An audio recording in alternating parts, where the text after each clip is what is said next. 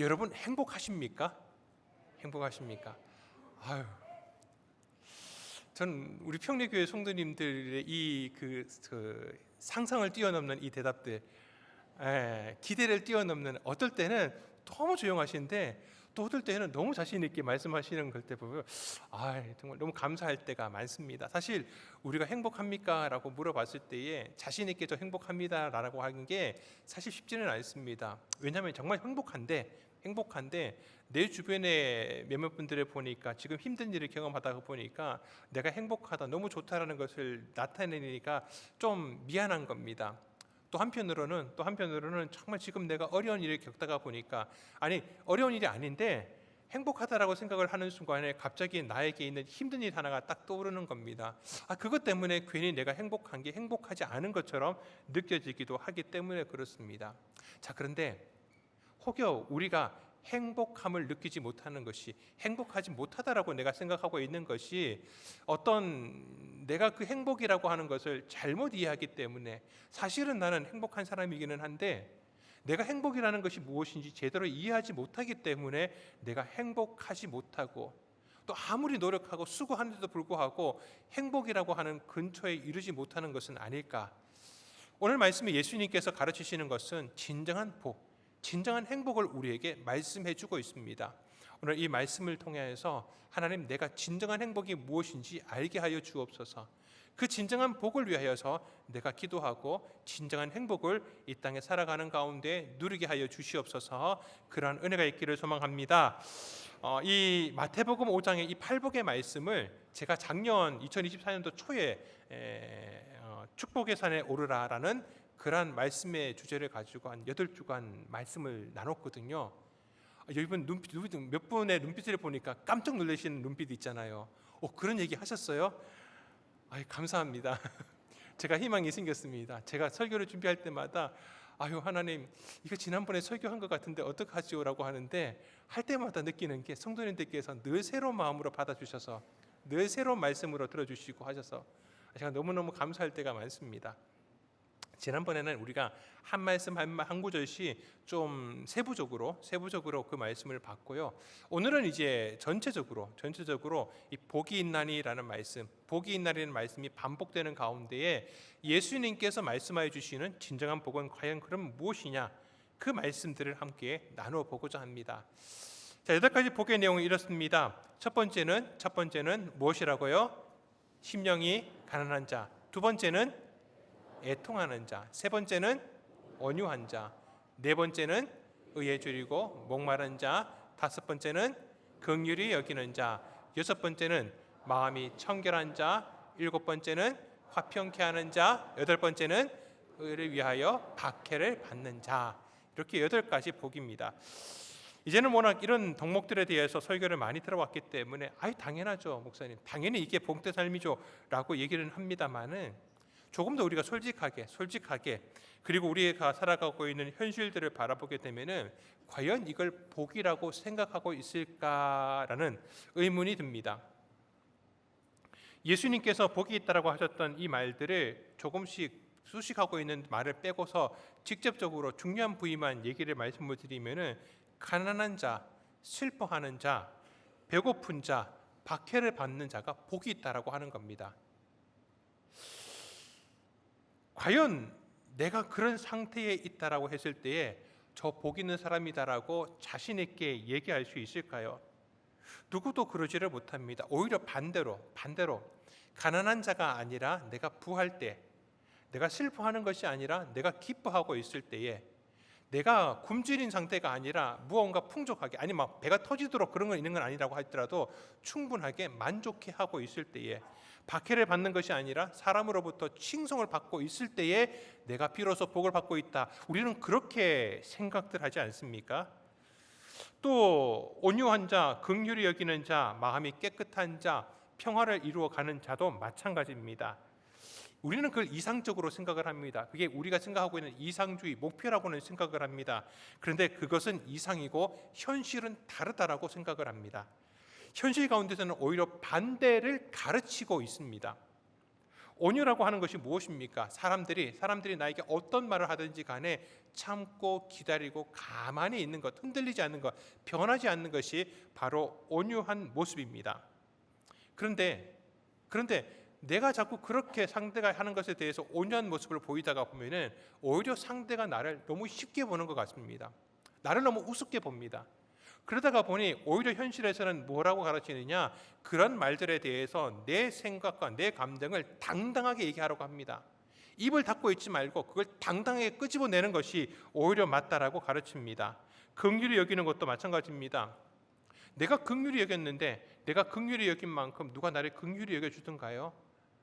많은 경우에 나는 그 사람에게 자비를 베풀어주고 도움을 베풀어 주었는데 그 사람은 내가 도움이 필요할 때에 자기가 사정이 있다라고, 자기는 그럴 수 있는 상황이 되지 못해가지고 나를 도울 수 없다라고, 긍휼히 여길 수 없다라고 이야기를 합니다. 마음이 깨끗한 자는 옆에 있으면 사실 불편합니다. 왜 불편하냐? 나는 세상에 좀 때가 묻어 있는 것 같은데 이 사람은 세상 때가 묻은 것 하는 것 같지가 않은 겁니다. 괜히 이 사람이 옆에 있으면 내가 불편해요. 내가 더 죄인인 것 같습니다. 그러니까 어떻게 하느냐? 이 사람으로 하여금 때를 묻히는 겁니다. 야, 세상 그렇게 사는 거 아니야. 적당하게 이 정도의 잘못은 저질러도 된다라고. 그래야지 사람이 인간답지. 그러면서 그 마음이 깨끗한 사람으로 하여금 오히려 때묻히려고 하지 않습니까? 평화를 이루는 것 모두가 다 동의합니다. 그런데 내가 이루는 평화여야지 됩니다. 남이 만드는 평화가 아니라 내가 만드는 평화가 진정한 평화라고 생각을 합니다. 자, 이렇듯 하나하나를 되짚어 보면서 우리가 생각나게 되는 것, 우리가 깨닫게 되는 현실은 무엇이냐?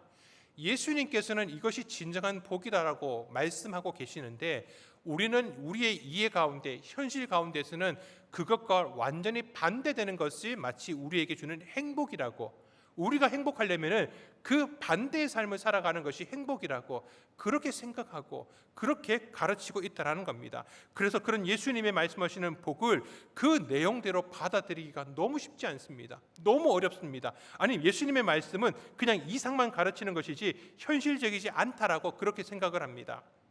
지금 우리의 현실에 비춰봐도 그런데 예수님 당시는 오히려 더 했으면 됐지 덜하지 않았습니다.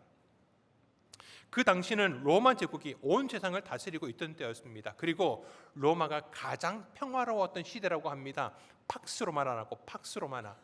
그러니까 로마 제국에 전쟁이 없이 온 세상이 평화의 시대라고 얘기를 했었습니다. 그러니 이 팍스 로마나의 시대를 이루었던 사람들이 과연 복을 주는 그런 화평케 하는 사람이었을까요? 그러지 않습니다. 팍스 로마나를 이루었던 데는 사람들이 모두가 평화로운 것이 아니라 단지 로마 시민들만이 평화를 누렸던 때입니다.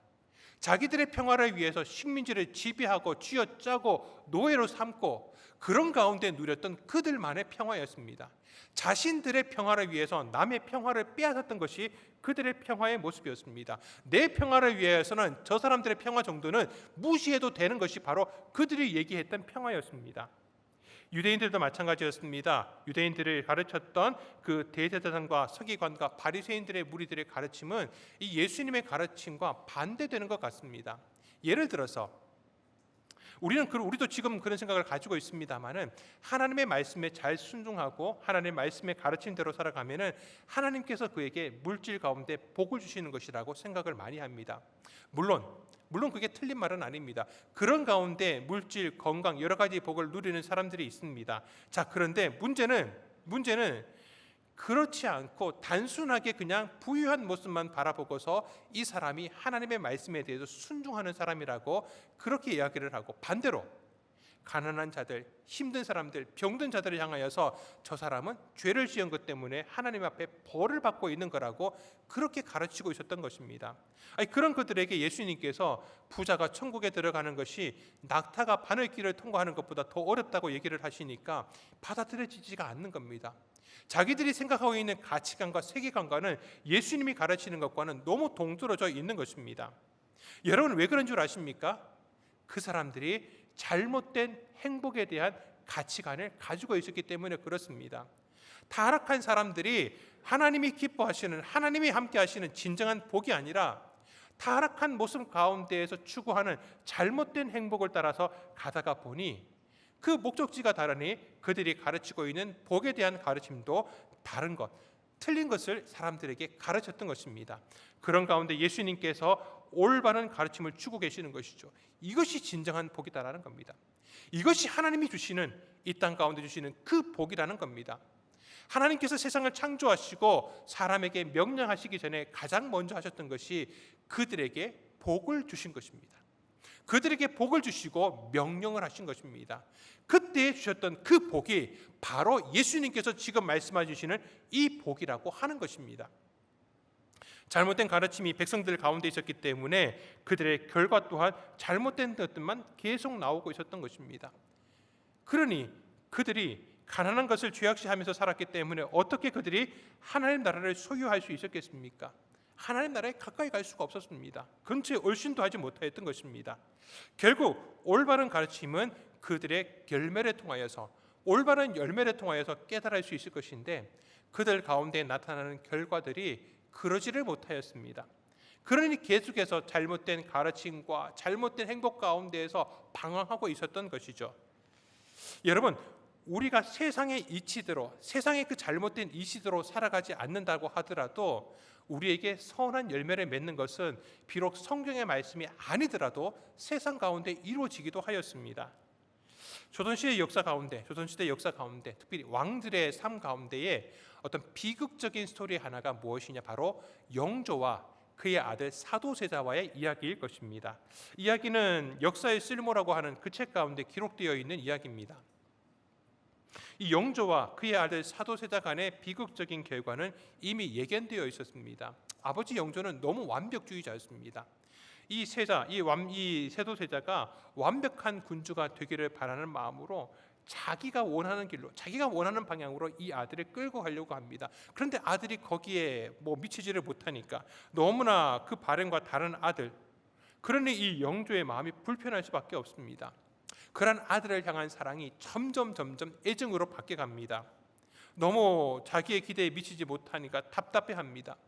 그런 일들이 하나씩 둘씩 쌓이고 그것 때문에 사도세자 자체도 힘들어하고 방황하고 이상한 쪽으로 나아가게 되고, 그러다가 보니 결국 우리가 잘 아는 것처럼 영조는 자신의 아들 이 사도세자를 뒤주에 가두게 합니다.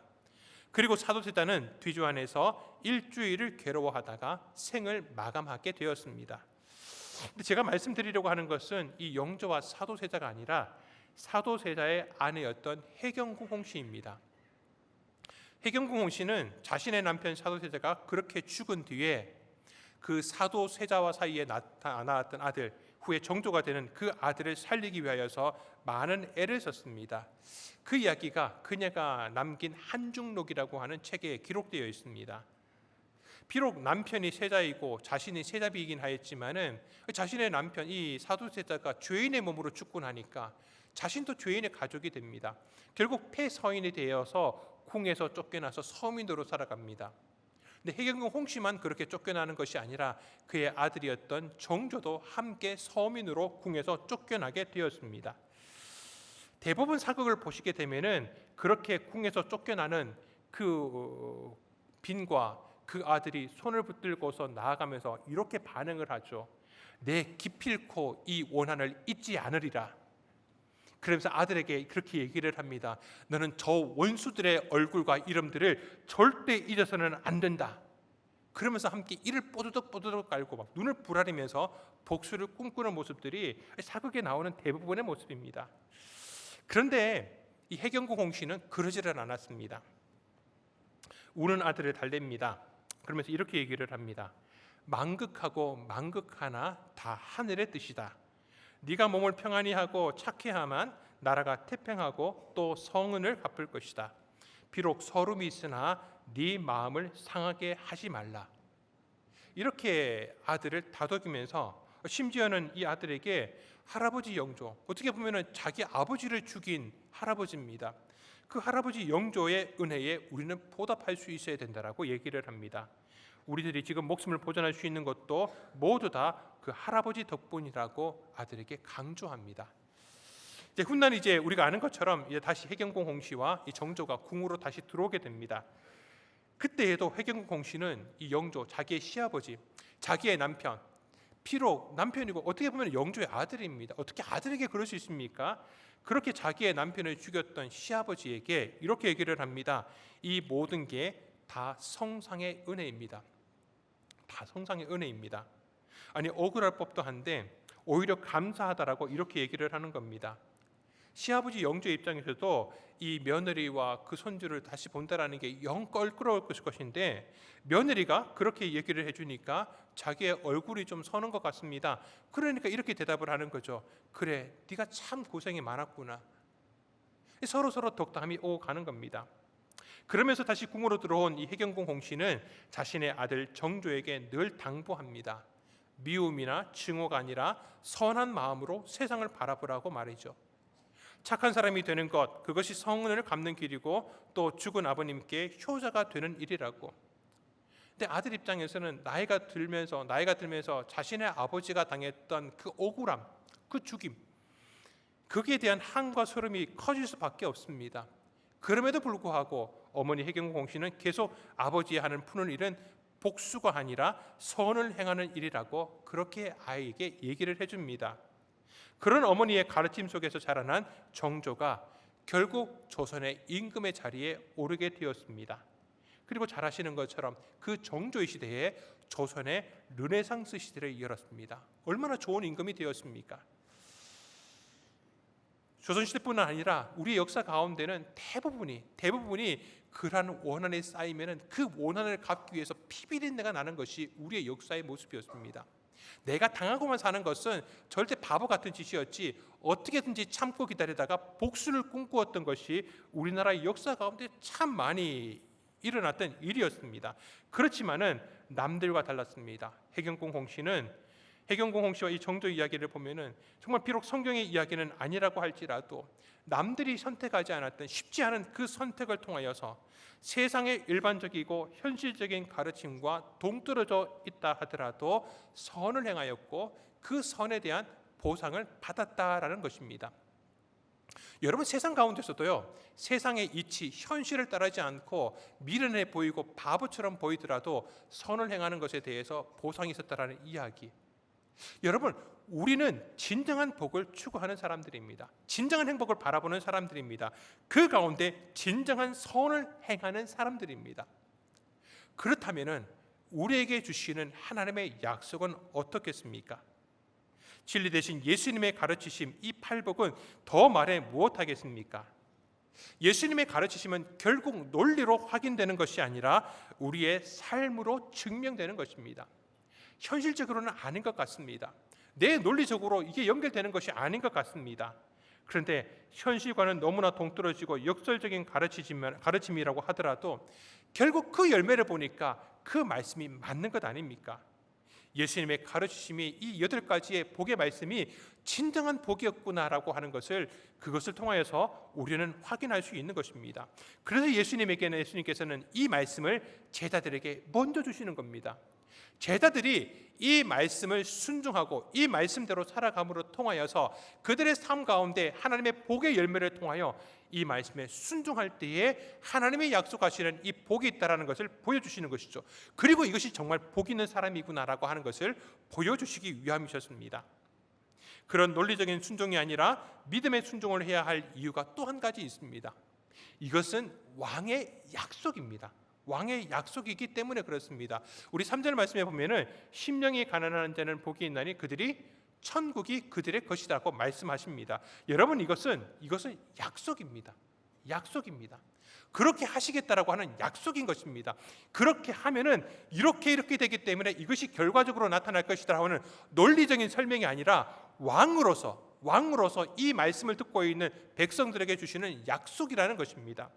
다시 말씀드리지만은 예수님께서 이렇게 산에서 말씀하시고 하고 있는 이 모습은 예전에 하나님께서 시내산에서 당신의 백성들에게 하나님의 언약의 율법을 주신 것과 같은 맥락에 있는 말씀입니다. 그때에도 하나님께서는 시내산의 그 율법을 통하여서 백성들과 약속을 맺으신 것입니다. 언약을 맺으신 것입니다. 이 말씀대로 너희가 행하면은 내가 이대로 행하겠다, 내가 이렇게 일하겠다라고 약속을 주신 것입니다. 한 나라를 통치하는 왕 혹은 자유민주주의 정치하에서의 그 대통령이 하는 약속에 대해서도 우리는 희망을 가지고 믿음을 가지는데, 하물며 만물을 통치하시는 그 하나님의 약속입니다. 그 약속이기 때문에 우리는 믿고 순종할 수 있는 것입니다. 비록 내 머리는 이해가 되지 않고 내가 현실적으로는 받아들이기는 너무 힘든 말씀이지만은 약속이기 때문에, 하나님의 약속이기 때문에 우리는 믿음으로 순종할 수 있는 것인 줄 믿습니다. 사랑하는 성도 여러분, 예수님의 가르치심의 이 첫 번째 복이 있나니, 복이 있나니, 이렇게 행하면 복이 있다, 약속의 말씀입니다. 약속의 말씀입니다. 그렇기에 믿음으로 그 말씀대로 순종하는 자에게 약속대로 우리 가운데 이루어지는 줄을 믿으시기를 주님의 이름으로 축원드립니다. 또 한 가지 이 가르치심의 이 온전함에 대한 말씀을 드리고자 합니다. 마태복음 5장의 이 예수님의 가르치심의 시작은 앞선 4장의 말씀에서 계속 연결되는 말씀입니다. 4장의 마지막에 말씀을 지난번에 말씀드린 것처럼 하나님 예수님의 그 사역 가운데 세 번째에 고치시는 사역의 말씀이 있었습니다. 모든 병든 것, 약한 것, 귀신 들린 것을 고쳐주시고 귀신을 내쫓으신 이야기죠. 그러니까 병든 것을, 우리의 육체의 병든 것을 고쳐주신 것입니다. 자, 이어지는 5장의 말씀에서는 이 8가지의 팔복의 말씀들은 이런 의미가 있는 것이죠. 앞에서는 육체의 병든 것에 대해서 예수님이 고치셨다면은 이제 우리의 영혼 가운데 병든 것을 고치시기 위해서, 그 고침을 위해서 가르치시는 말씀을 주신 것입니다. 그 가르치심의 말씀을 통하여서 우리의 영혼에 병든 것이 고침받을 수 있다라는 것입니다. 우리의 영혼이 강건한 것처럼 우리의 육체도 함께 강건해야 됩니다. 두 개가 따로 있는 것이 아니라 함께 우리가 강건한 것, 이것이 진정한 복인 줄 믿습니다. 우리의 영혼이 잘됨 같이 범사가 잘 되는 것, 이 진정한 복이 우리 성도님들의 삶 가운데 풍성하시기를 소망합니다. 우리 요한 3서 1장 2절 말씀을 함께 읽겠습니다. 사랑하는 자여, 내 영혼이 잘됨 같이 내가 범사에 잘되고 강건하기를 내가 간구하노라. 아멘. 내 영혼이 잘됨 같이 내가 범사에 잘되기를, 우리의 영혼도 강건하고 우리의 육체도 강건한 이 온전한 복이 있기를 늘 기도하는 성도들 되시기를 소망합니다. 또한 시편 1편에 나오고 있는 복 있는 사람의 모습이 이런 모습입니다. 우리 1편 3절 말씀을 같이 읽겠습니다. 그는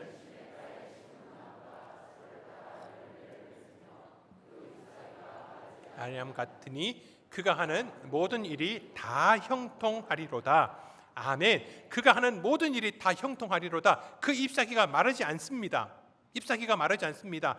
가늘든지 날이 너무나 비가 내리든지 너무 비가 내리지 않든지 어떤 상황과 상관없이 이 시냇가에 심어 있는 나무들은 늘 잎도 나오고 열매가 늘 풍성하다라는 겁니다.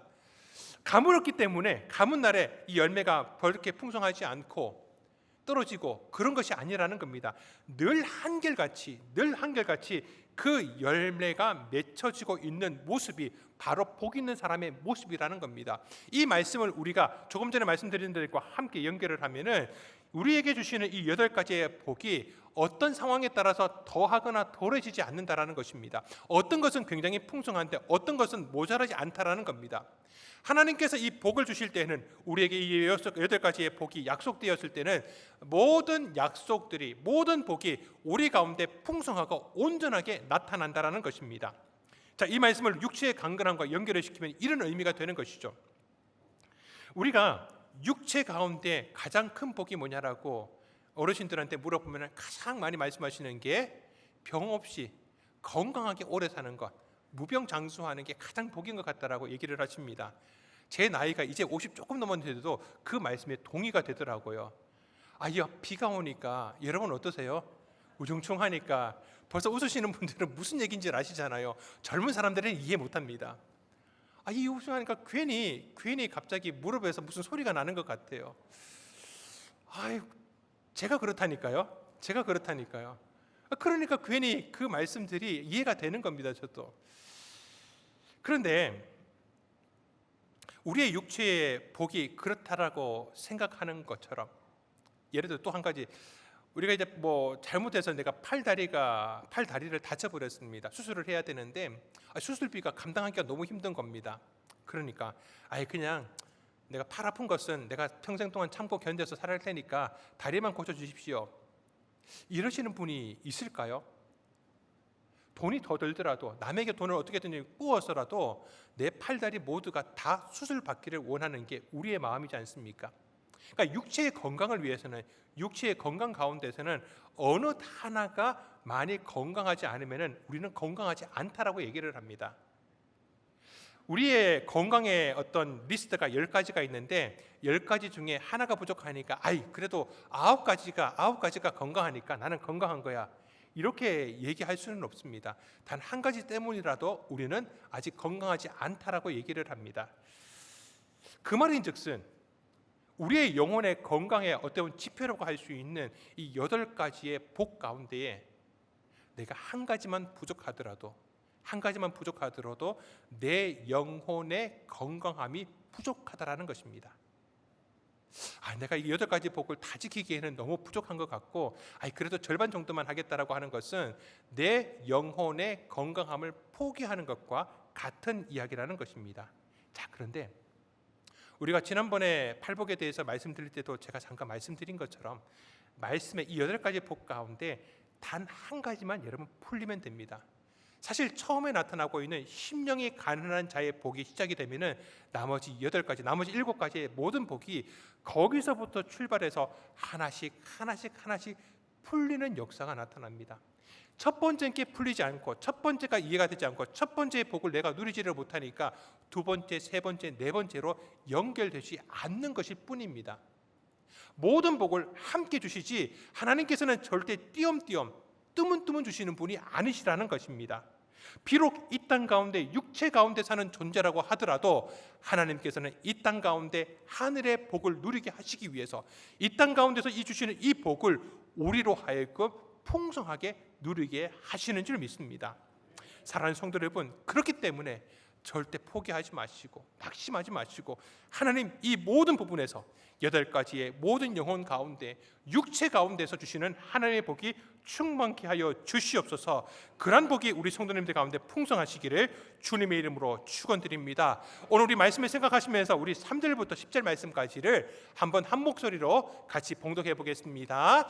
심령이 가난한 자는 복이 있나니 천국이 그들의 것이며 애통하는 자는 복이 있나니 그들이 위로를 받을 것이며 온유한 자는 복이 있나니 그들이 땅을 기업으로 받을 것이며 의에 줄이고 목마른 자는 복이 있나니 그들이 배부를 것이며 긍휼히 여기는 자는 복이 있나니 그들이 긍휼히 여김을 받을 것이며 마음이 청결한 자는 복이 있나니 그들이 하나님을 볼 것이며 화평하게 하는 자는 복이 있나니 그들이 하나님의 아들이라 일컬음을 받을 것이며 의를 위하여 박해를 받은 자는 복이 있나니 천국이 그들의 것임이라.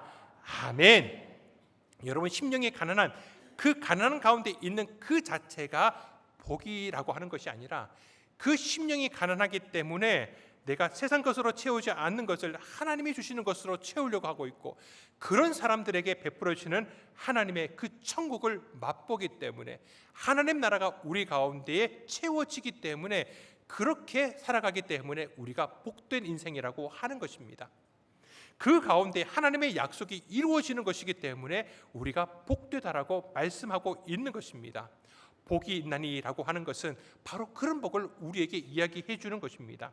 그런데 사실 생각을 해보면은 이 땅 가운데서는 저 하늘나라에서 누리는 그 복을 온전하게 누리지는 못합니다. 그저 하나님 주시는 이 땅에서의 복을 보면서 누리는 가운데 저 하늘 소망을 바라보면서 이 땅 가운데 심령이 가난한 것, 배고픈 것, 박해를 받는 것들을 우리가 참고 견뎌가는 가운데에서 하나님께서 그에 따르는 시시때대로 채워주시는 이 약속의 말씀이 이루어지는 것을 통하여 이 땅 가운데서도 하늘의 영광을 우리가 누리며 살아가는 것입니다. 결국 우리는 하늘 소망으로 살아가는 성도들인 줄 믿습니다. 하늘 소망을 가지고서 이 땅에서의 우리의 모든 힘든 과정들을 우리가 참고 견디며 나아갈 수 있는 것입니다. 왜 우리가 가난함에도 불구하고 찬송할 수 있습니까? 하늘 소망이 있기 때문에 그렇습니다. 진정한 행복이 그 가운데 이루어지는 것이기 때문에 우리가 이 현실 가운데서도 비록 꽃길을 걸어가는 것은 아니라고 하더라도 하나님이 주실 하늘 소망으로 살아가게 되는 줄 믿습니다. 사랑하는 우리 성도 여러분, 우리는 이 땅 가운데 소망을 두지 않고 하늘 소망으로 살아가는 성도들인 줄 믿습니다. 그렇게 살아가는 우리 저와 여러분들에게 주님께서 약속하신 이 8가지의 복, 이 땅 가운데 누리게 하실 줄 믿습니다. 그 축복의 열매가 풍성하게 되시는 그 약속 가운데서 더 풍성한 우리 성도님들 다 되시기를 주님의 이름으로 축원드립니다.